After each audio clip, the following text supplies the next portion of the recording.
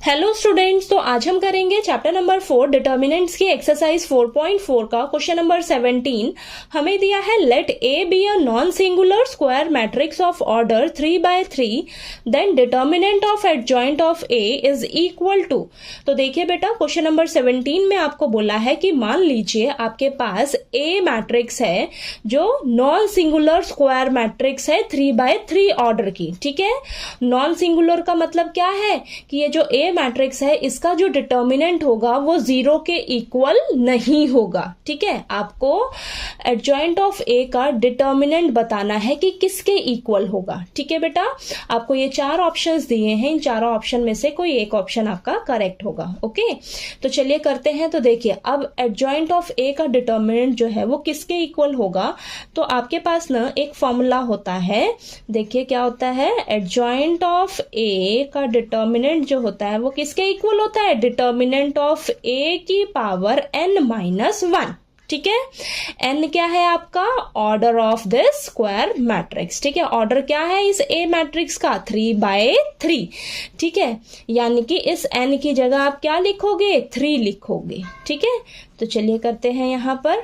तो determinant of ए की power 3-1, तो आपके पास क्या आ जाएगा, डिटर्मिनेंट ऑफ ए की पावर 2। ठीक है, तो आपका ऑप्शन कौन सा हो जाएगा करेक्ट, बी ऑप्शन जो है वो करेक्ट ऑप्शन है। ठीक है बेटा, अब इसी क्वेश्चन को अगर आपको एक्सप्लेन करना हो, ठीक है, तो आप कैसे करोगे, देखिए ध्यान से समझिएगा। तो ये तो आपका था एक शॉर्टकट तरीका। ठीक है, ये फॉर्मूला आपको लर्न होना चाहिए, तो उससे आपका ये 1 नंबर में क्वेश्चन आता है तो आप ये फॉर्मूला लगाइए और ये आपका आंसर हो जाएगा। ठीक है, अगर ये ज्यादा मार्क्स में क्वेश्चन आ जाता है तो अब तो आपको एक्सप्लेन करना होगा। ठीक है, तो एक्सप्लेन कैसे करोगे, आप देखिए, आपको बोला है कि जो आपकी ए जो है मैट्रिक्स वो 3/3 ऑर्डर की है, नॉन सिंगुलर मैट्रिक्स है ना।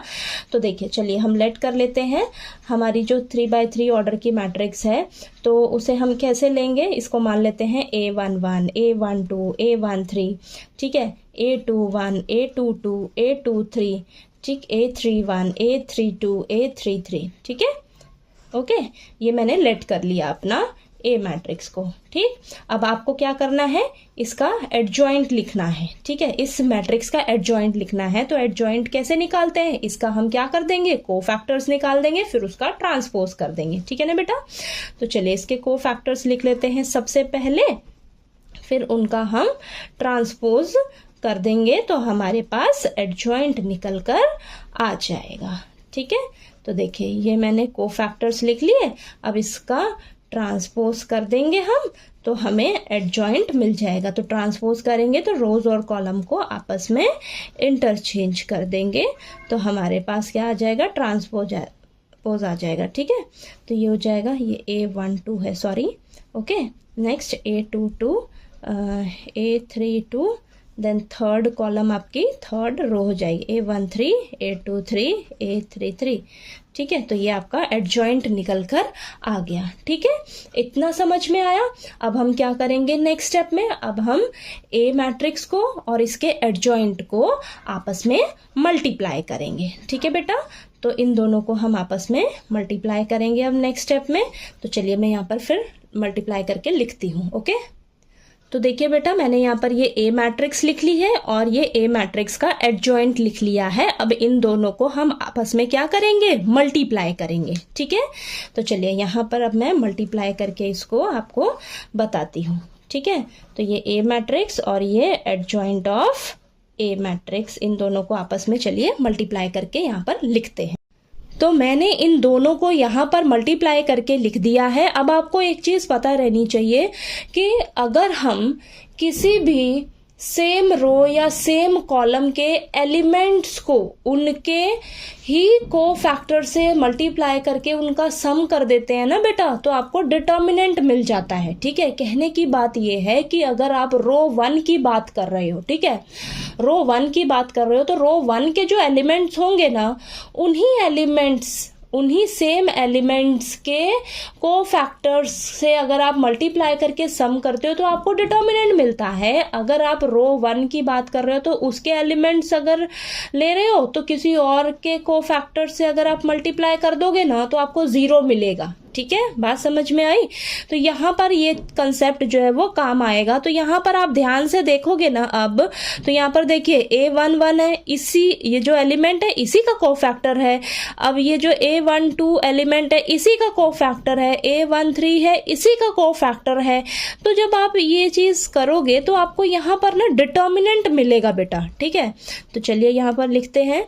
तो ये चीज आपको पता रहनी चाहिए, पिछली एक्सरसाइज में हमने ये क्वेश्चंस किए भी हैं इससे रिलेटेड, ठीक है। तो यहाँ पर आपको डिटर्मिनेंट मिलेगा, ठीक है। अब यहाँ पर देखिए जरा ध्यान से, A11 एलिमेंट है लेकिन कोफैक्टर तो A21 है, ठीक है। यानी कि ये फर्स्ट रो चल रही होगी आपकी और ये सेकंड कॉलम है। उल्टा पुल्टा हो रहा है ना मल्टीप्लाई, ठीक है। मैंने क्या बोला, सेम रो सेम कोफैक्टर्स, ठीक है। सेम रो हो या सेम कॉलम हो, उन्हीं के कोफैक्टर्स से मल्टीप्लाई करते हो तब आपको डिटर्मिनेंट मिलता है, ठीक है। तो यहाँ पर आपको 0 मिलेगा। अब ये भी देखिए उल्टा पुल्टा है, ये भी 0 मिलेगा। अब यहाँ पर देखिए A21 है, ये इसका कोफैक्टर क्या है A11, ये A22 है, इसका कोफैक्टर A12, ये तो उल्टा पुल्टा, ये भी 0। अब यहाँ पर ध्यान से देखिए A21 A21 A22 A22 A23 A23, आपको यहाँ पर डिटर्मिनेंट मिलेगा बेटा, ठीक है। अब ये 0, यहाँ पर भी 0, यहाँ पर भी 0। अब इसको देखोगे ना, ये भी सेम है, A31 A31 A32 A32 A33 A33। तो देखिए यहाँ पर भी आपको डिटर्मिनेंट मिलेगा। ये चीज क्लियर हुई या नहीं, ठीक है। कोई डाउट आएगा तो पूछ लीजिएगा, ठीक है। अब आपने नेक्स्ट स्टेप में क्या करना है, अब आपने क्या करना है बेटा, डिटर्मिनेंट लेना है दोनों तरफ, टेकिंग डिटर्मिनेंट बोथ साइड्स, ठीक है। तो आपने दोनों तरफ डिटर्मिनेंट ले लेना है, ठीक है। तो यहाँ पर देखिए इसको हम इस तरीके से लिख सकते हैं, एडजॉइंट ऑफ ए, ये डिटर्मिनेंट। अब ये देखिए आपको 3/3 ऑर्डर का डिटर्मिनेंट तो लेने आता ही है, ये तो सब 0 है, किसी भी रो या किसी भी कॉलम को एक्सपैंड करो तो मैं ये देखिए ये आ जाएगा आपके पास। तो अंदर क्या बचेगा, ये 0 0 A, ठीक है। तो किसी भी मैं, ठीक है, तो एक्सपैंड कर लिया मैंने। अब ये देखिए आंसर क्या आएगा, देखते हैं। ये A का डिटर्मिनेंट, ये क्रॉस मल्टीप्लाई करोगे तो A का डिटर्मिनेंट का स्क्वायर, ये आ गया। ये कैंसिल हो जाएगा। अब बचा क्या आपके पास, एडजॉइंट ऑफ A का डिटर्मिनेंट किसके इक्वल आ गया, A स्क्वायर के, ठीक है। तो यही तो हमारा आंसर है, A square, sorry determinant of A का स्क्वायर, ठीक है, डिटर्मिनेंट ऑफ A का स्क्वायर। तो देखिए हमने ये, अगर 1 नंबर में क्वेश्चन आता है तो देखिए ये फॉर्मूला लगाया आपने, डिटर्मिनेंट ऑफ A का स्क्वायर आ गया आपके पास आंसर, ठीक है। और ये एक्सप्लेन करके मैंने बता दिया है आपको कैसे मेरा ये आंसर आया है, ठीक है। तो यहाँ पर लिख लेंगे option B is correct. Okay, समझ आया कैसे हमने किया है। आपने सबसे पहले 3/3 ऑर्डर की डिटर्मिनेंट लेट करनी है, फिर उसका एडजॉइंट निकालना है, फिर दोनों को मल्टीप्लाई करना है। अब ये जो मैंने कंसेप्ट बताया ना आपको, ये ध्यान में रखना है आपने, ठीक है। सेम रो, अगर सेम रो है तो उसी रो के कोफैक्टर्स को मल्टीप्लाई करके उसका सम करोगे तो आपको डिटर्मिनेंट मिलेगा। अगर उल्टा पुल्टा होता है तो 0 मिलेगा, ठीक है। तो ये इस चीज़ का आपको यहाँ पर ध्यान रखना है, ये चीज़ पता रहेगी ना। अगर आपको नहीं समझ आया तो मैं आपको दोबारा से अलग से एक्सप्लेन कर दूंगी, ठीक है, अगर आप कहोगे तो, ठीक। तो चलिए क्वेश्चन नंबर 17 आपको अच्छे से क्लियर हो गया होगा। कोई डाउट आया आपको तो पूछ लीजिएगा। और अगर आपको मेरा पढ़ाया हुआ अच्छा लगे तो प्लीज़ वीडियो को लाइक कीजिए, शेयर कीजिए और ज़्यादा से ज़्यादा सब्सक्राइब कीजिएगा चैनल को। Thank you so much.